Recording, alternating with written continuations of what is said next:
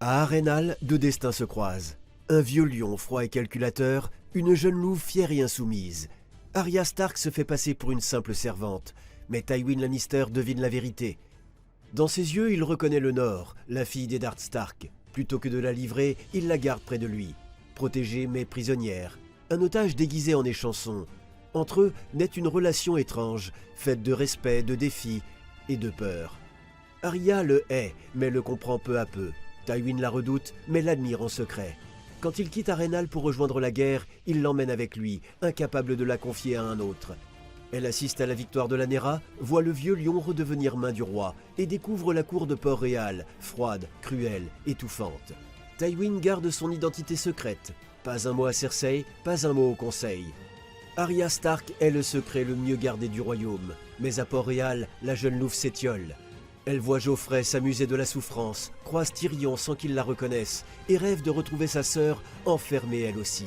Une nuit, elle s'échappe, retrouve Sansa, deux sœurs enfin réunies. Mais l'instant ne dure pas, Petyr Baelish tente de les faire fuir et échoue. Les gardes Lannister les rattrapent, Arya est ramenée de force dans sa cellule. Le lendemain, Tywin vient lui annoncer la vérité. Baelish a trahi, tout était sous contrôle. Arya comprend alors. Chaque espoir n'était qu'un piège, chaque pas une illusion de liberté, et tant que Tywin vivra, elle restera sa prisonnière. Mais dans le silence de sa chambre, la louve n'oublie pas. Elle récite sa liste, encore, et un jour elle se promet, les lions tomberont. Mais avant qu'on rentre dans le vif du sujet, n'oubliez pas de vous abonner et d'activer la cloche. Ça nous aide énormément à créer du contenu toujours meilleur. Si on obtient 500 likes, on fera une partie 3. Merci pour votre soutien. Maintenant, allons-y.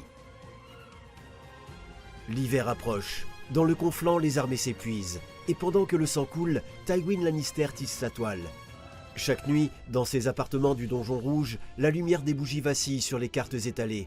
Des corbeaux partent, porteurs de lettres cryptées. Des messagers en trappes feutrés repartent sans un mot. Tywin prépare la fin de la guerre, une fin rapide, définitive et invisible. Arya, elle, ne comprend pas ce qui se trame, mais elle sent la tension, elle sent que quelque chose se prépare, quelque chose d'énorme. Le vieux lion ne dort plus, ses yeux d'or brûlent d'une fièvre contenue. Cette nuit-là, Arya rêve, un cauchemar, des cris, des hurlements de loups, sa mère les bras tendus, hurlant le nom de Robb, et un flot de sang qui envahit la grande salle d'un château. Elle se réveille en sursaut, trempée de sueur, le souffle court. Le matin, elle ose poser la question. Avez-vous des nouvelles de Robb? Tywin relève à peine les yeux de ses parchemins, sa voix est calme, mais ferme. Ce n'est pas ton affaire. Retourne dans tes quartiers. Arya insiste, mais deux gardes la raccompagnent. Elle obéit, le cœur lourd. Elle ne le sait pas encore, mais cette nuit, le destin de sa famille vient de s'éteindre. Les jours passent, l'air est lourd, chargé d'une tension qu'Arya ne comprend pas. Elle sent que quelque chose s'est produit. Les gardes parlent moins, les serviteurs évitent son regard. Même Tywin, ces derniers jours, ne l'a pas fait appeler. Une nuit, incapable de dormir, elle quitte discrètement sa chambre. Elle connaît maintenant les couloirs du Donjon Rouge par cœur. Chaque recoin, chaque torche, chaque changement de garde. Elle avance pieds nus, silencieuse comme une ombre. Dans une galerie, elle entend des voix, des servantes qui chuchotent près de la cuisine. Elle s'approche, le souffle coupé. Tu as entendu? Aux jumeaux, ils les ont tous tués. Le jeune loup et sa mère. Tous les Nordiens invités au mariage. Un bain de sang. Les Frey ont refermé les portes et les Lannister ont gagné la guerre. Arya se fige, son cœur s'arrête, ses doigts s'accrochent à la pierre du mur. Elle veut croire qu'elles rêvent, qu'elles mentent, qu'elles inventent. Mais la panique monte, brûlante. Elle recule, titube et s'enfuit avant que quelqu'un ne la voie. La rage monte, elle s'enferme dans sa chambre, elle hurle, elle frappe les murs, les meubles, jusqu'à s'en ouvrir les mains. Son cœur se déchire. Robb, sa mère, tous morts, et elle, enfermée ici, incapable de faire quoi que ce soit. Dans le silence, elle murmure leur nom, encore et encore, puis un autre, un seul, Tywin Lannister. Le soir, la porte s'ouvre, Tywin entre, seul, droit, froid. Mais derrière son masque, il sait qu'il doit affronter cette tempête-là. Arya l'attend, les yeux rouges, la voix tremblante. Vous saviez, vous avez fait tuer mon frère, ma mère. Vous êtes un monstre. Tywin s'avance lentement, le regard dur. J'ai fait ce qu'il fallait pour mettre fin à la guerre.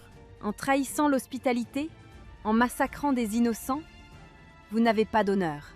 Robb Stark avait brisé ses serments. La guerre devait finir. Mieux vaut un massacre qu'une génération entière d'orphelins. Les mots claquent comme des gifles. Arya tremble, et soudain, elle voit la dague sur la table. Sans réfléchir, elle s'en empare, elle fonce. Le vieux lion bouge à peine. D'une main, il attrape son poignet, bloque la lame à un souffle de son cœur. Son autre main se referme sur son bras, la repousse violemment contre le mur. La dague tombe dans un bruit sec. « Assez !» Sa voix tonne, glaciale, implacable. Les gardes accourent, mais d'un geste, Tywin les arrête. Il la fixe, furieux, mais étrangement calme. « Que pensais-tu faire? Me tuer ?» Arya, haletante, hurle. « Je préférerais mourir que de vivre sous votre toit. » Le silence retombe. Tywin s'approche d'elle, sa voix basse, coupante. « Si tu m'avais tué, ma garde t'aurait mise en pièces, et ta sœur aurait payé pour ton crime. Est-ce cela que tu veux ?» Elle se fige, incapable de répondre. La rage cède à la peur, et Tywin, voyant son regard, comprend qu'il a gagné. Il ajuste calmement son manteau. « N'oublie jamais, Arya. Les faibles crient vengeance. Les puissants agissent. » Puis il retourne les talons et quitte la pièce. Cette nuit-là, la louve ne dort pas. Ses yeux fixent la fenêtre, perdu dans l'obscurité. Son cœur n'est plus qu'un champ de ruines, mais dans les cendres, une flamme survit, froide, inextinguible. Dans un souffle à peine audible, elle murmure. Tywin Lannister. Le nom devient une promesse, un serment. Un jour, le lion saignera. Le royaume s'est tu. La guerre des 5 rois s'éteint dans le sang et la trahison. Les loups sont morts et le lion règne. Dans la salle du conseil, Tywin Lannister écoute les rapports de guerre. Roose Bolton a pris Winterfell, les Frey tiennent les rivières, les Stark sont brisés, le Nord soumis. Tout semble enfin réglé. Mais pour Tywin, la victoire n'est jamais totale tant qu'elle n'est pas verrouillée. Les hommes craignent la force, mais obéissent au nom. Et il sait qu'un seul nom peut encore unir le Nord, Stark. Alors il réfléchit, longuement, assis dans la pénombre de son bureau, les mains croisées, le regard perdu sur les cartes étalées. 2 voix s'offrent à lui. Les Frey, d'abord. Ambitieux, nombreux, mais méprisés par tous. Leur sang est commun, leur loyauté douteuse. Les lier à une Stark pourrait donner l'illusion de la paix, mais ce serait une paix fragile, moquée, impure. Et puis il y a les Bolton, cruels mais efficaces. Roose Bolton a l'esprit froid, l'ambition claire. S'allier à lui, c'est tenir le Nord par la peur, mais aussi par le pragmatisme. Tywin ferme les yeux, le choix est fait. La Stark ira à Winterfell, elle épousera le Nord à travers les Bolton. La légitimité par le sang, le contrôle par la terreur. Le lendemain, il fait mander Arya. Elle entre, méfiante, les yeux cernés, l'air plus farouche que jamais. Tywin se tient debout près de la grande fenêtre. Derrière lui, le ciel de Port-Réal se teinte d'un or sale. « Lady Arya, l'heure est venue pour toi de rentrer chez toi. » Les mots la frappent de plein fouet. Elle n'y croit pas. « Rentrer à Winterfell ?» Tywin incline la tête. « Oui, le Nord a besoin d'un nom, d'un visage. Ta sœur a épousé Tyrion, mon fils. Le Nord t'est destiné. » Un instant, Arya oublie tout le reste. Elle ne réagit même pas à la déclaration concernant Sansa. Elle pense au froid du Nord, les bois, la neige, Winterfell, chez elle. Elle sent ses yeux lui piquer, sans oser sourire. « Et pourquoi maintenant ?» Tywin la regarde longuement. « Parce que c'est ton devoir, et parce que le royaume a besoin d'ordre, pas de ruines. » Elle ne comprend pas encore tout ce que cela implique, mais pour la première fois depuis des lunes, elle ressent un éclat d'espoir. Elle va revoir sa maison, les pierres grises, les tours, même brûlées, c'est encore Winterfell. Mais une ombre traverse son regard. « Winterfell appartient à ceux qui ont trahi ma famille. » Tywin hoche la tête. « Justement, le royaume a besoin d'un symbole d'unité. Ta présence là-bas assurera la paix. » Arya serre les poings. Elle se doute que la paix de Tywin n'a rien d'innocent. Mais elle se tait, l'envie de revoir le Nord étouffe le reste. La colère, la peur, même la haine. Ce soir-là, Tywin reste seul dans ses appartements. Le parchemin du décret royal repose sur la table. Une phrase simple et glaciale. Lady Arya Stark sera remise sous la garde de la maison Bolton afin de consolider la paix dans le Nord. Il relit les mots, sans expression, mais son esprit travaille. Il songe à Arenal, à cette fillette insolente, obstinée qu'il avait défiée du regard, à son courage, à son feu intérieur. Il ferme les yeux. S'il y avait eu un autre monde, une autre époque, peut-être qu'il aurait pu faire d'elle une alliée. Une Lannister par l'esprit, sinon par le nom. Mais ce monde-là n'existe pas, et Tywin Lannister ne croit pas au monde qui n'existe pas. Arya passe la nuit sans dormir. Son cœur se bat entre 2 sentiments contraires, la joie de rentrer chez elle et la peur de ce que cela cache. Elle ignore tout du monstre qui l'attend là-bas. Elle ne sait rien de Ramsay Bolton, ni de sa cruauté. Mais elle sait que c'est la maison responsable de la mort de Robb et de Catelyn. Et rien que cela suffit à la hanter. À travers la fenêtre, elle regarde la mer. Le vent siffle doucement contre la pierre. Et dans le silence, elle se répète les mots de Tywin. « Rentrez chez toi ». Mais pour Arya Stark, ce n'est plus un foyer qu'elle rejoint, c'est une tombe. Le jour se lève à peine sur Port-Réal. Une brume fine glisse entre les tours, noyant la ville dans un silence gris. Dans la petite cour intérieure du donjon rouge, Tywin attend, droit, impeccable. Comme s'il assistait à un conseil et non à un adieu. Les pas d'Arya résonnent derrière lui. Elle avance lentement, escortée par 2 gardes. Sa robe est simple, sa cape trop grande pour elle. Le vent s'engouffre dessous, la faisant paraître encore plus frêle. Le vieux lion la fixe, impassible, mais ses yeux, un instant, trahissent quelque chose. Une ombre d'humanité, peut-être du regret. Tout cela, Arya. Tu es forte. Et le Nord aura besoin de toi un jour. Un silence lourd tombe. Arya sent ses lèvres trembler. Sa voix, quand elle s'élève, n'est plus qu'un souffle chargé de colère et de tristesse mêlée. Je vous hais, Lord Tywin. Vous le savez, ça? Tywin détourne lentement le regard vers le ciel, où l'aube se teinte de rouge. Je sais. Ces 2 mots flottent dans l'air, lourds comme un aveu. Arya recule, les yeux humides, sans oser se retourner. Les gardes s'approchent, l'encadrent. La lourde porte s'ouvre dans un grincement de fer. Tywin la regarde s'éloigner, minuscule dans la cour immense. La louve du Nord, prisonnière d'un destin qu'il a lui-même écrit. Il reste seul un long moment. Le vent siffle entre les pierres, emportant avec lui les dernières traces de leur étrange lien. Le lion de Castral Rock a gagné la guerre. Mais en la laissant partir, il le sent confusément. Il vient de perdre quelque chose qu'aucune victoire ne pourra lui rendre. Peut-être sa conscience, peut-être son âme. La route vers le nord est longue, trop longue. Arya garde la tête baissée. Ses mains serrent les rênes jusqu'à en blanchir les doigts. Chaque pas du cheval l'éloigne de Port-Réal et la rapproche d'un autre enfer. Winterfell, sa maison, souillée par des traîtres. Le vent du nord porte déjà un froid qu'elle connaît bien, mais ce n'est pas le froid de la neige, c'est celui du souvenir, celui de la peur. Le soir, le convoi fait halte près d'un bois. Les soldats montent le camp, allument les feux. Arya reste à l'écart, dos à la flamme. Elle n'a envie de parler à personne. Mais un homme s'approche, un des gardes. Grand, discret, un visage banal qu'elle n'a pas remarqué avant. Sa voix, douce, glisse dans l'air comme une ombre. Une fille semble bien silencieuse. Arya se fige. Ces mots, ce ton, elle les a déjà entendus. Elle se retourne. L'homme la regarde calmement, un demi-sourire au coin des lèvres. Ses yeux sont différents, son visage aussi, mais son regard, c'est le même. « Vous » murmure-t-elle. Il ne répond pas. Il s'assoit simplement en face d'elle, de l'autre côté du feu. Le silence dure, puis d'une voix posée, il dit « Une fille a prononcé 2 noms. Il en reste un. » Le cœur d'Arya s'arrête, son souffle se bloque. Cela fait des lunes qu'elle n'avait pas entendu parler de cette dette, de cette promesse étrange, née à Harrenhal. 3 vies pour 3 noms. Elle baisse les yeux, les flammes se reflètent dans ses pupilles. Elle pense à Tywin, à son regard froid, à tout ce qu'il lui a pris. C'est le choix évident, celui qu'elle devrait faire, le tuer, lui, le maître de tout, le lion. Mais son esprit vacille, car malgré tout, elle ne peut s'y résoudre. Elle le hait, oui, mais une part d'elle le comprend, et quelque part, elle lui doit encore la vie. Elle ferme les yeux, une autre image s'impose, celle du Nord, du sang sur le sol des jumeaux, de sa mère criant le nom de Robb avant de mourir. Quand elle rouvre les yeux, il brille d'une flamme froide. Roose Bolton. L'homme hoche lentement la tête. Alors ce sera fait.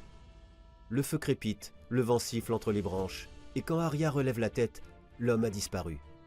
Ne reste que le silence et une certitude glaciale. Le destin vient de se remettre en marche, un nom vient d'être scellé, et quelque part dans le nord, le premier frisson de mort vient de parcourir la peau d'un traître. Le voyage a été long, glacial, interminable. Mais voilà enfin la silhouette de Winterfell qui se dresse à l'horizon. Ses tours noircies par le feu, ses murs réparés à la hâte, couverts de givre et de suie. La maison de son enfance. Et pourtant, elle ne la reconnaît pas. Les bannières du loup ont disparu. À leur place, flotte l'homme écorché des Bolton, un symbole qui la fait frissonner à chaque regard. Le convoi s'arrête dans la cour. Roose Bolton l'attend, le visage impassible, vêtu d'un manteau gris presque aussi pâle que sa peau. À ses côtés, son fils Ramsay sourit. Un sourire trop large, trop franc pour être sincère. Roose s'incline légèrement. « Lady Stark, Winterfell vous accueille à nouveau. » Arya serre les dents. Elle voudrait cracher à ses pieds, mais Tywin lui a appris une chose. La colère est une arme qu'on garde pour plus tard. Alors elle incline la tête, sans répondre. Les premiers jours, tout semble étrangement calme. Rose reste distant, mais courtois. Il la laisse se promener dans la cour, sous surveillance. Les repas sont silencieux, les conversations polies. Arya se surprend à croire qu'il n'est peut-être pas le monstre qu'elle imaginait. Ramsay, lui, parle trop, toujours avec ce même ton mielleux, ce même sourire qui ne touche jamais ses yeux. Il fait mine d'être charmant, mais quelque chose dans sa voix, son rire, son regard, respire la cruauté. Une semaine passe, et puis vient l'accident. Un matin glacial, Roose Bolton descend inspecter les entrepôts de stockage. Les poutres ont été réparées à la hâte avant l'hiver, et la neige pèse lourd sur les toits. Les gardes entendent un craquement, un cri étouffé, puis un fracas monstrueux. L'entrepôt s'effondre sur lui-même. Quand il déblaye les décombres, le corps de Roose est retrouvé brisé, le regard vide, tourné vers le ciel gris, mort sur le coup. Les murmures se répandent dans le château. Un accident, disent-ils. Le gel, le bois fragilisé, la malchance. Ramsay prend la parole, les traits tirés, faussement endeuillés. « Mon père est mort tragiquement, mais Winterfell doit rester fort. » Et d'un trait, le bâtard devient Lord Bolton. Arya observe en silence. Elle repense à la nuit dans les bois, à cet homme sur la route, à cette phrase. Ce sera fait. Elle comprend. Et un frisson glacé lui traverse l'échine. Elle a prononcé un nom, et le destin a répondu. Mais elle ne ressent pas la joie de la vengeance, seulement un vertige, car à la place du traître, se dresse un monstre. Les jours suivants, elle entend les chiens. Leur aboiement résonne dans la nuit, mêlé à des cris humains. Ramsay s'amuse. Il dresse, torture, chasse. Une servante disparaît, une autre revient, le visage déformé de terreur, incapable de parler. Arya comprend, elle a fait une erreur. Le fils est bien pire que le père. Elle décide alors, elle ne pliera pas. Si Ramsay croit la briser, il découvrira qu'un loup, même enchaîné, garde les crocs. Quelques jours plus tard, dans un couloir, elle croise un autre fantôme du passé. Un homme voûté à la démarche lente, vêtu de haillons. Son visage est couvert de cicatrices, ses yeux vides. Il sent la peur, la honte, la mort. Il s'incline maladroitement pour la laisser passer, et là, elle le reconnaît. Théon. Celui qu'elle voulait tuer, celui qui a trahi Robb, celui qui a fait brûler Winterfell. Elle s'arrête, suffoquée. Ce n'est plus un prince de fer, c'est un esclave brisé, un pantin aux ordres de Ramsay. La haine qu'elle ressent se mêle à un profond malaise. Le voir ainsi détruit, c'est pire que la vengeance.